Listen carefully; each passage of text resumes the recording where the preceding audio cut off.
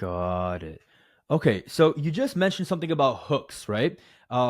Which is obviously a pretty big theme in your book. So can you go a bit deeper on hooks and just tell us what that really is and why is it important to understand if we want to really understand this challenge of addiction?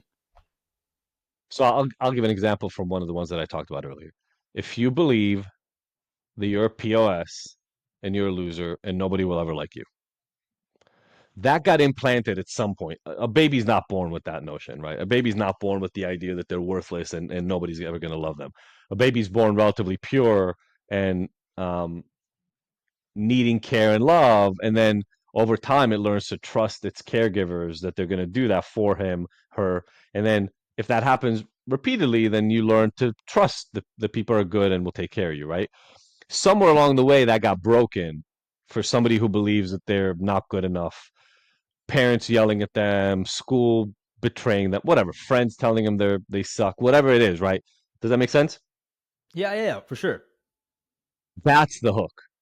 The hook is I'm not enough. The hook is I suck. I'm dumb. I'm stupid. I'm lazy. I'm an idiot. I'm ugly. Now, why am I calling it a hook? Imagine you're walking around, you're a kid, and then all of a sudden this thing gets its hooks into you. It's like literally like in your arm, there's a hook. Well, that's painful. It was painful the first time you got it, but every time something pulls on it, every time somebody reminds you that you're ugly, every time somebody reminds you that you're stupid, and by that it could be like a teacher telling you, hey, you got another F, your parent yelling at you. Every time that happens, it's like that hook gets pulled on. Does that make sense? Yeah. It really hurts when that happens. It hurts emotionally, it doesn't hurt physically, but that's what I was saying before. We all develop these masks, these abilities to deal with that pain because you can't unravel, you can't lose it every single time somebody looks at you weird and you think to yourself, "Oh my god, are they looking at me because I'm fat?" You can't just lose it. You can't just start crying in the middle of the street every time that happens. So you develop this armor, this mask, this costume that allows you to protect your emotions, okay? But the pain is still happening inside. And what many people, not everybody, right? There are people that go through a lot of trauma and don't do what I'm about to say. But a lot of people find a coping strategy, they find a tool to help reduce the pain of that hook being pulled on. So every time they hear that, I'm just going to make an example. This is not a general notion of what happens. This is not a link between this hook and this behavior I'm about to talk about. But let's say that every time you think somebody's looking at you in the street because they think you're ugly, one of the ways you learned to deal with that when you were young was eating candy because eating candy made you feel good no matter what happened. Well, you're now 27 years old and you just had another one of those triggers. You're not even aware that you're doing it because of that, but next thing you know, you grab a donut. Everybody says you're addicted to food because you keep eating donuts and pizza and candy and ice cream. They're like, "Oh my god, you have a food addiction." I'm like, you don't have a freaking food addiction. You use food to deal with the pain of thinking you're ugly. If I take away the donuts, you don't think you're less ugly. And you're going to have to find a way to deal with that one way or another. So that's the point is we're looking in the wrong place. Got it. Yeah.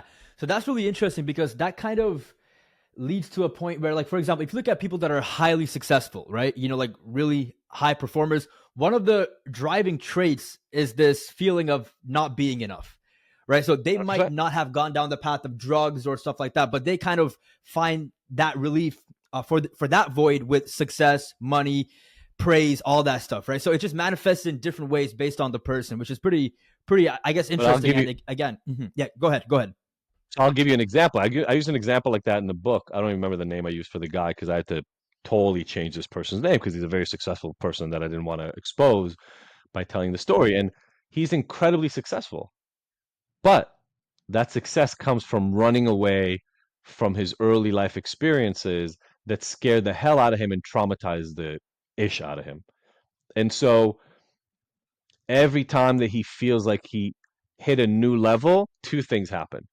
Number one, it reminds him of where he came from, and it really, really scares him that he's going to lose it all the next day. And the other one is it sets a new standard and he feels like he has to exceed it because he has to run farther away from where he came from. So I literally talk about work addiction as an addiction, success addiction, money addiction, right? That's an addiction.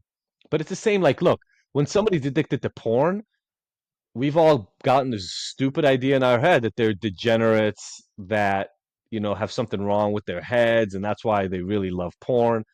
That's bullshit. It's not true. First of all, something like 30 to 40% of men hide their porn use from their partners. So there are a lot more men who use porn in a regular way. And why do they use it? Because they've never had a real training in intimacy. They want more intimacy, they want more connection with their partner, but they don't know how to ask for it. So they're resentful all the time. Or, you know, they don't ask girls out because it's scary. And so, well, why do I have to ask a girl out? I have female friends, I get the attention I want that way, but I get my sexual relief from porn. They're using the porn to deal with the fact that they're ashamed, they're embarrassed, they don't feel good enough in order to go ask people out. And it's like, if we keep thinking that you remove the behavior and everything gets better, we're just leaving more and more people in pain. And the point, and this is what I was saying before with the paint thinner or the gas or whatever, if somebody's in pain, they're going to find a way to escape the pain. The only way to deal with it is to help them release the pain. That's it. That's the only way to deal with it. Yeah, exactly. Yeah, so that's really really important because like the whole idea is to get to the root of the problem, right?